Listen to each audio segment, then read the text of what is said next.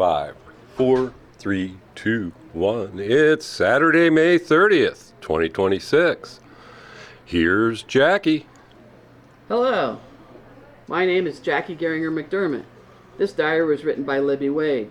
She was my dad's great aunt, and her first full name was Mary Elizabeth Claypool Wade. She was 76 years old in 1950.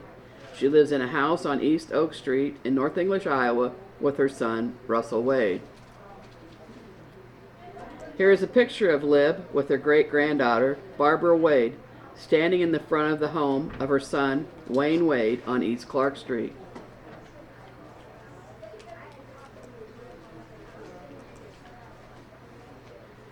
Sunday, November 5th, 1950. A nice, bright day, not quite so cold.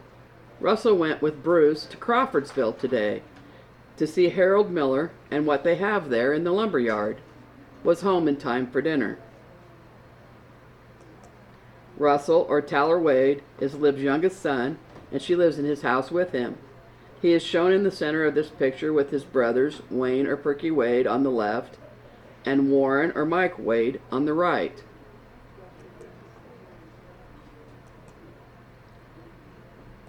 Bruce Warner was Russell's boss from the home lumber company a block away. The man they went to see in Crawfordsville was Harold Miller.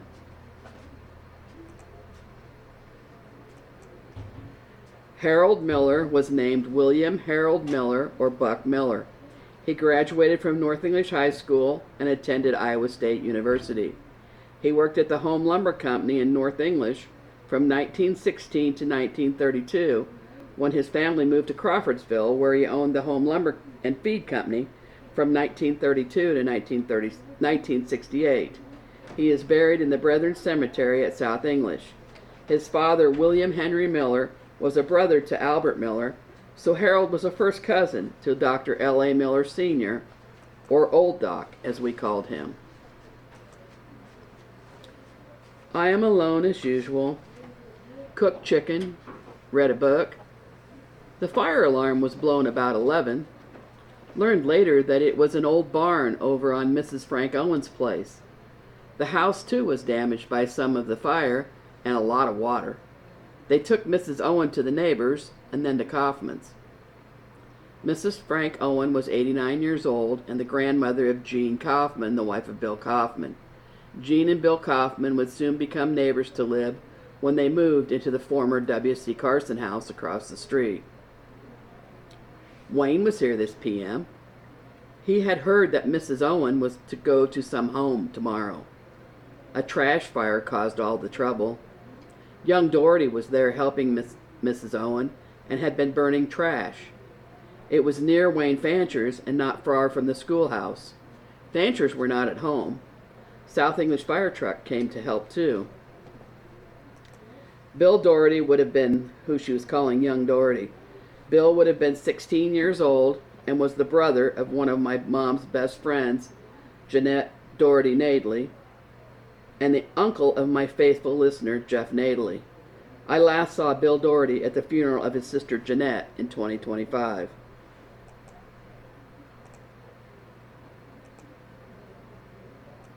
And here is a picture of Jeanette Nadley, who was one of Mom's best friends.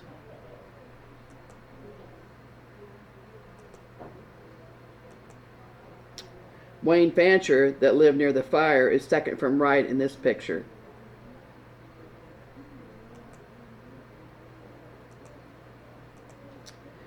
And Mrs. Wayne Fancher, or Margaret, was one of our English Valley's teachers.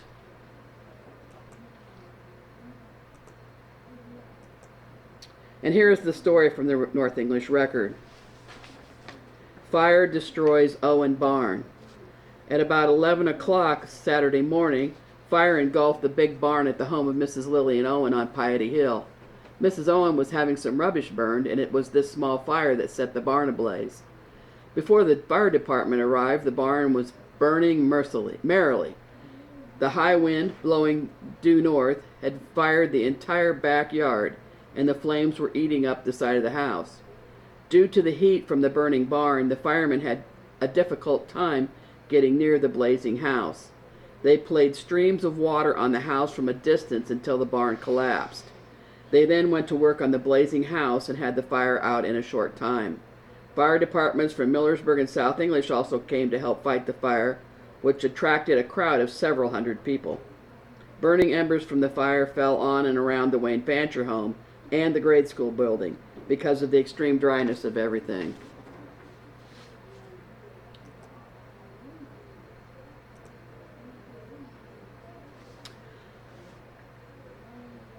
I also read in the record that it took nearly 2 years to reconstruct the home. The newspaper referred to the area where the Owen home was located as Piety Hill. According to Scott Romine in the North English 150 yearbook, Piety Hill is a quaint old name for the hilltop neighborhood on South Walnut Street. Wayne looked at our new stove, thinks it is very nice. Wayne, or Perky Wade, is Lib's oldest son, and he lives a half a block away on East Clark Street. He is usually very busy working, so had not been up to see the new stove yet.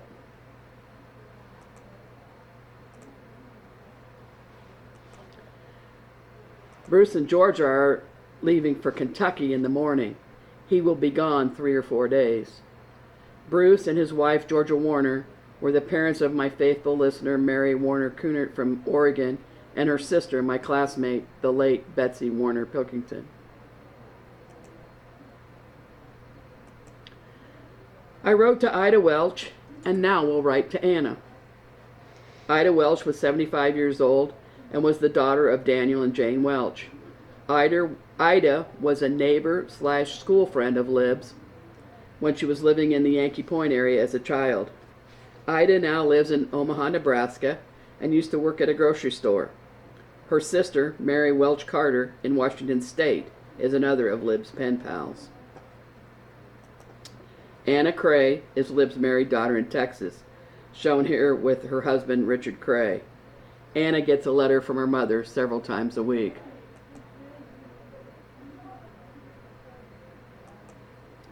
November 6, 1950. Uncle Ira's birthday, 1847. Died January 14th, 1929. I wish I had a picture of Ira Hinkle. He was the brother of Lib's mother, Anne Mariah Hinkle, who was my great-great-grandmother. And Ira is buried at our family cemetery, Yankee Point. I received the candy thermometers that I sent for. One is for Jenny. Only one book of recipes came. We'll perhaps get the other. Flossie was in a while. She wrote a letter here and sent in an application for a job at Collins in Cedar Rapids. Has worked there before.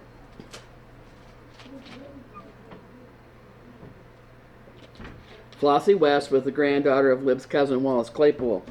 Flossie lives with her parents, Millard and Molly Claypool, and her grade school-age daughter, Barbara West, on her parents' farm north of town. She is recently divorced from Winter West. Cecil Walsh was here, made a platform for a fuel oil barrel east of the house, also cut down flower stalks, etc., and dug the dahlias and glads. Russell will haul away the rubbish as soon as he can. Cecil Walsh, shown here with his wife Beulah, was a carpenter and handyman. He and his family lived at 225 East Washington Street, or down on Smoky Row in the house he had recently built. His daughter Sandra Spain was a friend of mine when she attended Watcher Methodist Church with me. I lived in that same house on Smoky Row when I was a child, and now my brother Lou Geringer owns that house. And here is a picture of Beulah and Cecil Walsh in the back, Sandra and Karen in the middle row, and the youngest daughter, Pamela, in front.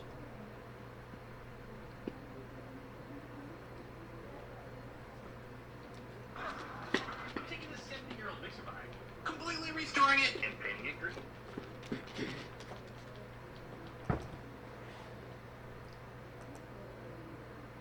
The war news is worse every day.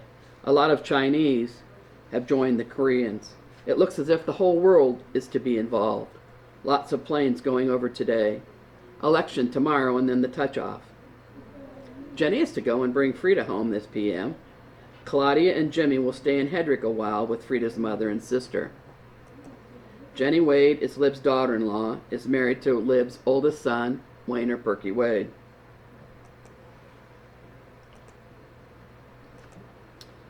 Frida Wade is married to Jenny's son, Walter, or Bud Wade, and has just had a baby this week at Sigourney Hospital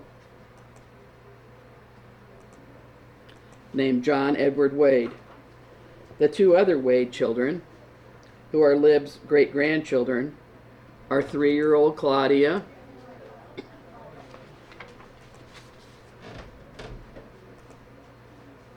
and 1-year-old Jim Wade.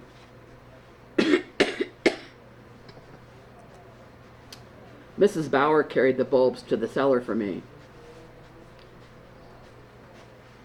Anna Bauer was Lib's neighbor to the south.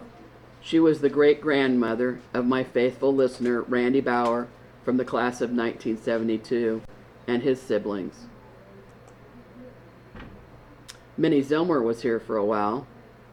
Minnie Zilmer was Lib's neighbor across the street. She was the great-grandmother of Cindy Baines Belland and her brothers Gary, Kelly, and Lonnie Baines.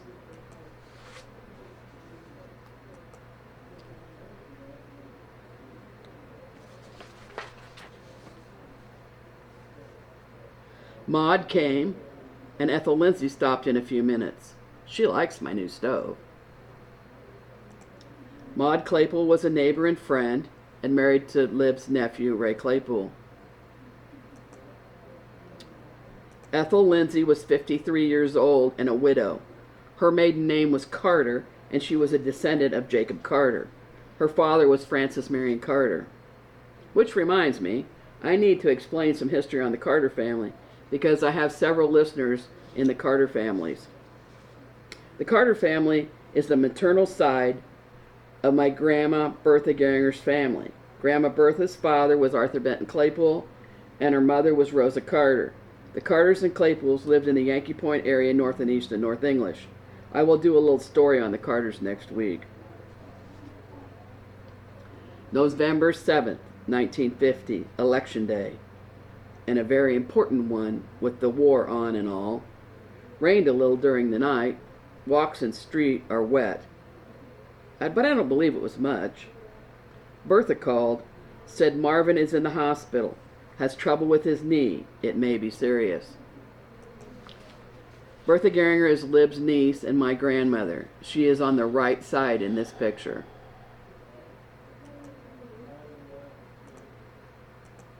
Marvin Geringer is Bertha's son and my uncle. Marvin was stationed in Texas in the Air Force. And here is the story from the North English Record. Private Marvin Geringer writes his parents, Mr. and Mrs. John Geringer, that he is a patient in Brooke General Hospital, Fort Sam Houston, Texas. Marvin has a bone infection in his leg. I tried the cook-all today, cooked meat. The cook-all, spelled K-O-O-K-A-L-L, was a hammered aluminum Dutch oven. I'll bet that meat was delicious. Lena came to take me to vote. Also took Tracy, then she stopped here for the day. Russell went to the church for dinner, so Tracy and I ate alone. Lena Wallace Wade is married to Lib's second son, Warner Mike Wade.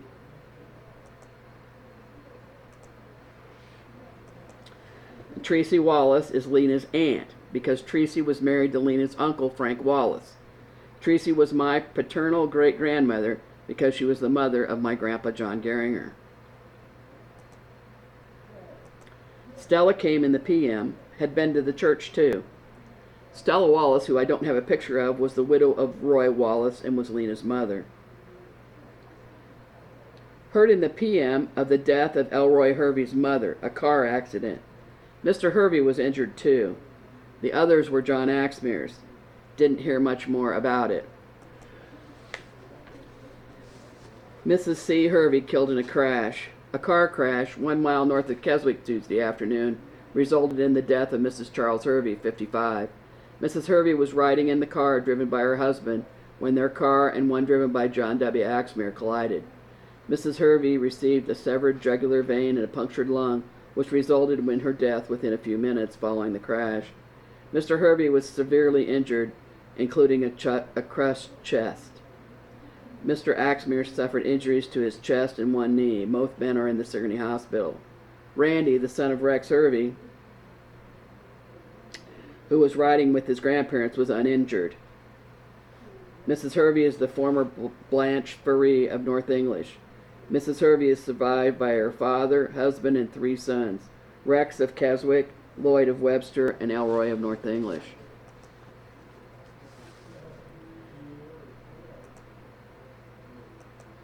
Amy Hervey, the wife of Mrs. Hervey's son Elroy, was the daughter of Ray and Maud Claypool and was Lib's great niece. Hattie came over in the evening. The women of the church served dinner today in the church basement and had their WSCS meeting. Hattie helped cook. Hattie Killian was Lib's friend from over on Boland Avenue. She is a member of the Methodist Church and is helping with the women's group.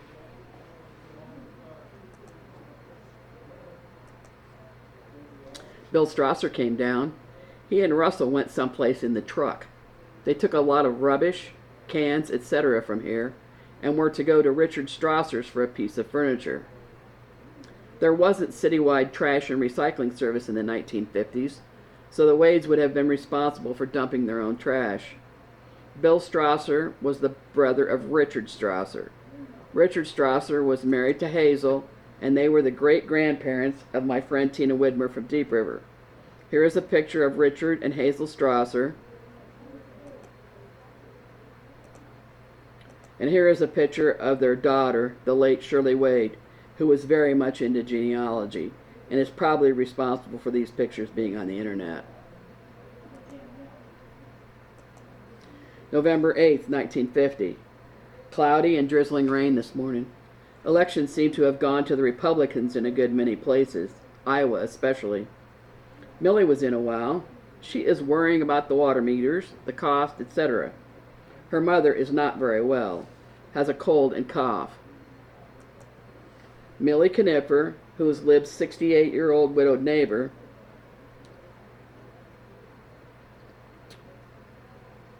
is worried about North English evidently going to water meters for the water service. Millie lives in the same house with her widowed 99-year-old mother, Laura Swope. Laura Swope was Lib's first school teacher back in the 1880s out at Yankee Point School, north and east of North English.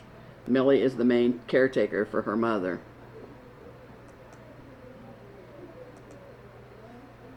Russell called Al Smith about a fuel oil barrel at noon. He could get one there, so then he called Don Hall to connect it up.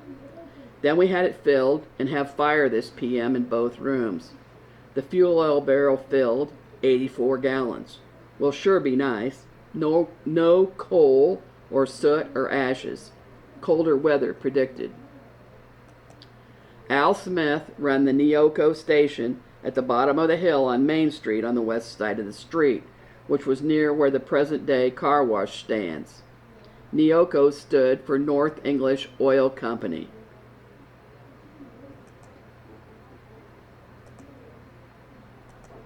Al Smith was married to Mildred Baines, and they had 7 children.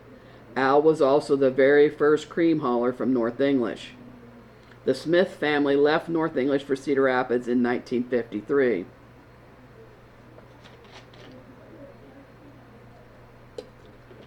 Where Al Smith ran the Conoco station on First Avenue in Cedar Rapids and later sold insurance. Don Hall, who ran O.D. Hall Appliance uptown, came to connect the fuel oil barrel.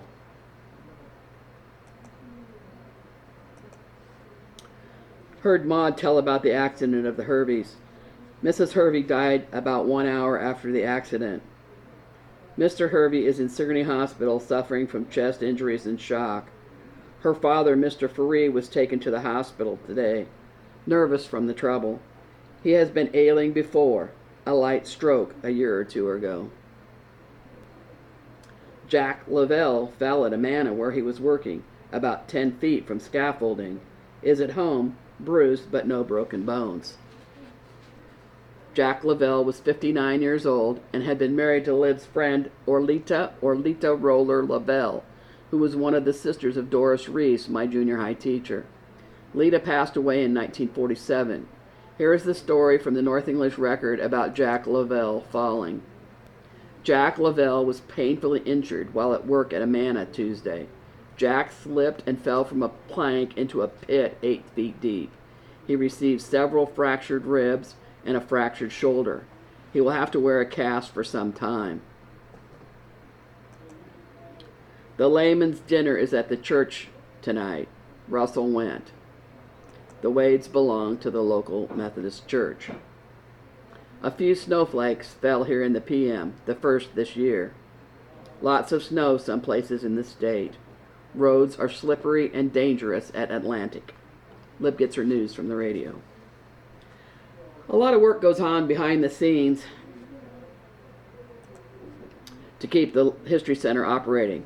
This includes cataloging accessions, creating displays, coordinating and preparing for monthly programs, responding to requests for family and community histories, keeping up the social media, finances, cleaning, maintenance, and providing treats for programs. There's a whole lot more activity that supports the center operations, and it is largely contributed through time and effort by the board of directors and volunteers. The History Center board is composed of Dave Jackson, president, Scott Romine, vice president, Bonnie Romine, secretary, Don Banning, treasurer, and directors Carolyn Elwood, Shelley Gerard, Alan Ackerman, and Dan Best. Please send donations to the English Valley's History Center, P.O. Box 70, North English, Iowa, 52316. English Valley's Bits and Pieces. Something of interest to me as I have been doing my programs has been digging up nuggets from the past about my parents and grandparents, aunts and uncles, etc., through Lib's diaries and from reading the old North English newspapers again. For example, I found this article from 3 years later in 1953 about my dad and his brothers who were in service at that time. Geringers promoted. 2 sons of Mr. and Mrs. John Geringer in the armed forces recently received promotions. Arnold at Pearl Harbor with the Marines was made a sergeant, and Francis with the Air Force in Germany made staff sergeant. Another son, Airman First Class Marvin Geringer, and his wife are living at Oak Park Trailer Court, cabin number 6, 101 Poinsett Drive, Cocoa, Florida. Marvin is stationed there with the Air Force. Moselle Creek. My friend and English Valley's History Center board member Dan Best, who's sitting right here looking at me, has been for a long time telling me that the town ditch north of the city park and the Casey's General Store is named Moselle Creek, and that he knows this for a fact because Mrs. Means, his 4th grade teacher, told him that. My faithful listener, Marcia Wade Vinson from Lena, Illinois, also remembers Mrs. Means telling her that story. I tried to look up in the old North English Record newspapers before, but it turns out I was spelling it wrong. Carl Hogendorn, our longtime editor and town historian, says it is spelled Moselle Creek, M-O-S-E-L-L-E. And here's Carl Hogendorn's story about the creek as we called it, or as others call it, the ditch.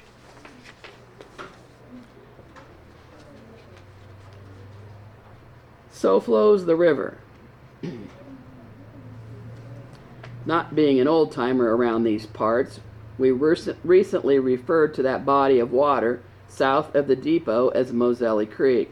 Seems we did the flowing stream an injustice, for Frank C. Allen handed us the following in rebuttal. Very good, too. In reporting the opening of the drainage ditch south of the Milwaukee tracks recently, it was referred to as Moselle Creek. Some of the people residing on Cherokee Hill now say that to demote their favorite river to a mere creek is libelous and an understatement of its capacity. After having waded and even swam in it while going to and fro from Cherokee Hill, they know that there are times when it has the status of a real river and think that its rightful name, the River Moselle, should be retained. The local names, which are dubbed by localities by someone, and that stick for years, like the nickname of a boy tagged with at school and never lives down, can arouse one's curiosity as to their origin or the person or circumstances that caused them. Names such as Green Valley or Pleasant Grove are easily to be seen as more or less descriptive of the neighborhood. But when it comes to names such as White Pigeon, Yankee Point, Smoky Row, Piety Hill, and to again mention Cherokee Hill and the River Moselle, one can wonder why and wherefore thereof. Especially the names White Pigeon and Yankee Point cause one to wonder why these localities were so named and have remained so.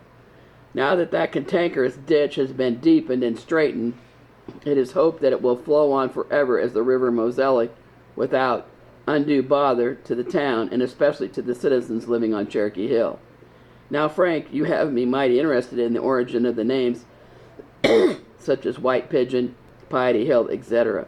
Can anyone tell us the origin of some of these names? But to settle this Moselle business once and for all, Webster says a river is more copious than a creek.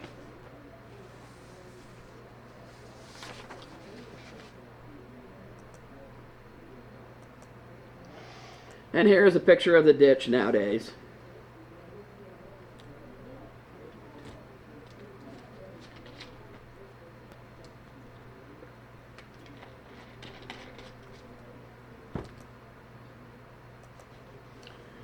I would like to remember today my mom's brother, Carroll Keller, who passed away on May 12th. Carroll Keller was a member of the North English class of 1951, who passed away in Arizona at the age of 93. Here is Carroll in high school, in the center of the picture, with a two-colored suit with no tie.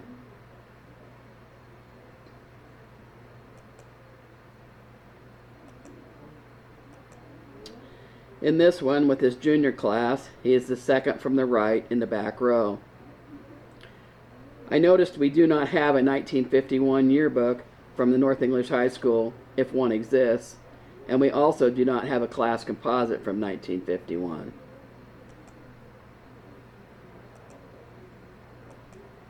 Carroll Keller went to grade school at Gritter Creek, west of town, where his mother had the most children in school each year. For high school, Carroll came to town to go to North English. Carroll might have rode the school bus with some of the Vercondi boys, as my mother did, or with them, not a bus, in their cars, or he might have stayed in town some, like my mom did with her grandma and grandpa Van D. As with many others of his generation, Carroll didn't stay long in North English after he graduated. In June of that same year, he joined the Navy and served 21 years during the Korean conflict and Vietnam War. He rose to the rank of Master Chief Machinist Mate and was stationed on ships like this. This is the USS Orlick. Carroll served 10 years on the USS Orlick, a destroyer that saw action in the Korean conflict, and then on the USS Enterprise, a naval aircraft carrier, and his final ship was the USS Taluga, an oil tanker fueling ships in the Pacific. Carroll was married in Los Angeles, California in 1956 to Rosalie Wells from Watcher, Iowa. They had 6 children who were born in different states. Brian was born in Oskaloosa, Iowa. Kelly was born in San Diego, California. Kim was born in Honolulu, Hawaii. Michelle or Mickey was born in Vallejo, California. Jerry was born in Blackfoot, Idaho. And Tammy was born in Norfolk, Virginia. They also had 10 grandsons and a granddaughter. Carroll and Rosie divorced in 1982. Rosie married David Loy and continued to come back to Iowa to visit the Keller family, as well as her Wells family. Carroll came often to see his many brothers and sisters, and to go to family reunions and school reunions. He also loved to visit the Gritter School. You might remember that my mom's family originally had 17 children. Carroll was 4th and the oldest. And in this picture from 1953, Carroll is in the back row on the left with his Navy uniform. This picture hangs in the English Valley's History Center. And here is a picture of Carroll at my mom and dad's house in North English. After he retired from the Navy, Carroll worked in California as a systems analyst and then retired to Maricopa, Arizona. One of his customs that his children noted was to raise and lower a United States flag on his property each day.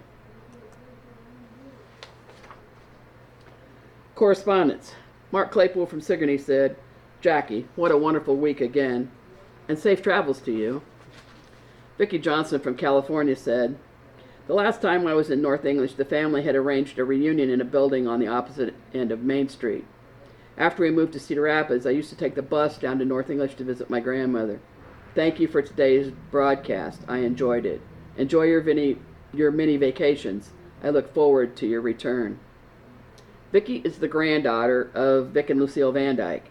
Vicki, the building you probably had your reunion in would be the community center, which is on the south part of Main Street, and that's where we have our yearly Geringer reunions too. I myself never rode the bus anywhere that I remember, but I do remember it going through town. I ran into Barb Baines, who was Barb Good, when she graduated from English Valley's High School in 1970. We were both at the gas station in Williamsburg, and of course we had to chat for 10 to 15 minutes. She told me she really enjoyed my Facebook trip posts on my trip to Washington, D.C., and she remarked that she had been there after the assassination of President Kennedy, and they were told that there was a decoy motorcade so that the president was safer. She also told me she found some paperwork that talked about my grandparents, John and Bertha Geringer, and I asked her to copy it for me. Barb's farm home, that was built in 1964, is on the site where Lib Wade's parents, Anne, Mariah, and Jonathan Claypool, lived. She said Lib's son, Perky Wade, told her about some boards in her parents' house on that same site.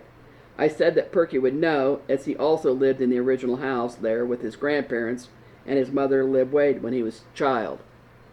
This picture is of Lib Wade in front of her parents' home on this site.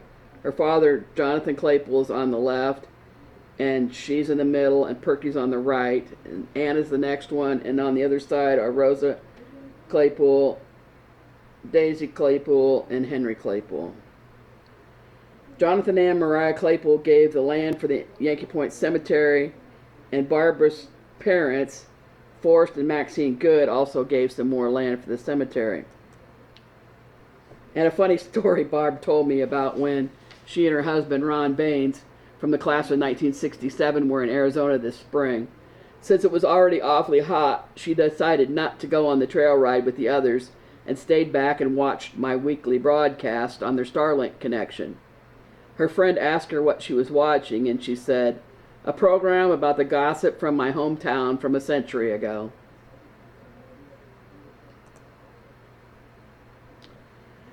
And when I had my cataracts taken off in Iowa City, I was accompanied by my friend Paula Welsh, who used to be my boss at Integrative Health Services in North English and Williamsburg.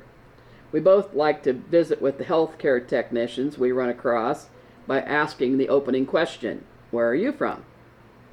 One tech was from Brooklyn and will be attending a graduation party with me next week, as we are both acquainted with my friend Ashley. One tech was from Victor and is the daughter-in-law of Earl Simmons, who was a teacher in the English Valley schools when I was a child. And I met my nurse, Corey Newberry, from the English Valley High School class of 1993. I told her about my program and how I often mention her ancestors from the Newberry and Ballard families. I might have a new listener. While we were in Topeka, Kansas at a graduation party, I ran into Bill Gerard from English Valley's high school class of 1980. Bill is the younger brother of my friend Patty Fobert and now lives in Oceanside, California. Bill often comes to North English in the summertime for a reunion with his Gerard/Gregan siblings. I explain my program and how I talk about the people we grew up around in North English and their ancestors. I think I might have a new listener. The next alumni luncheon will be next Monday, June 1st, 2026 at the Main Street Pub and Grud. Please contact Alice Stramer or Linda Carter for seating.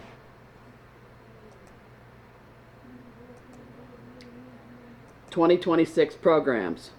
The next program will be Sunday, June 28th at 2 p.m. Mike Williams for Kyoto will be presenting Automotive History, a Personal Obsession. Mike is a retired teacher from Kyoto. All programs at the English Valley History Center are open to the public for a free will donation. Treats are served.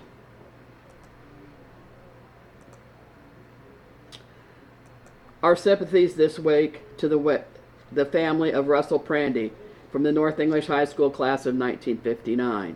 Russell and his family used to live on Highland Street in North English. Russell was laid to rest at the North English Cemetery.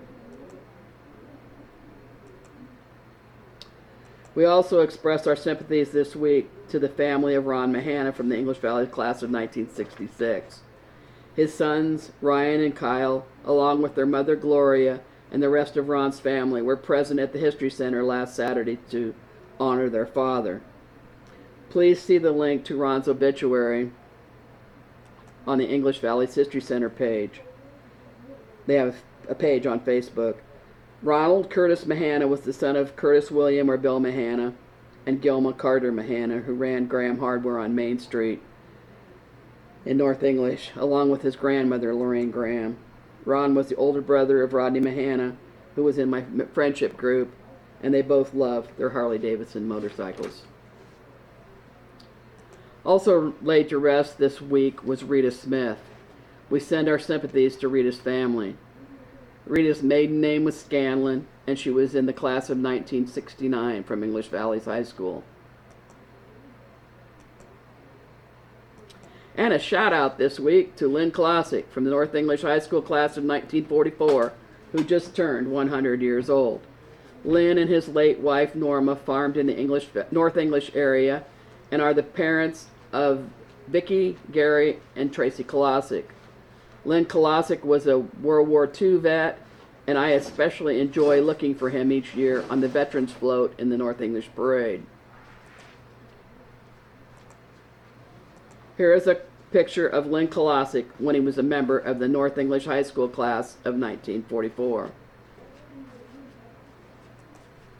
We are also interested in learning about historical English Valley's items that you might wish to donate to the History Center. Please contact Dave Jackson, Scott Romine, or any board member to donate. And that's it. Thank you, everyone. Nice job, Jackie. Thank you, Alan.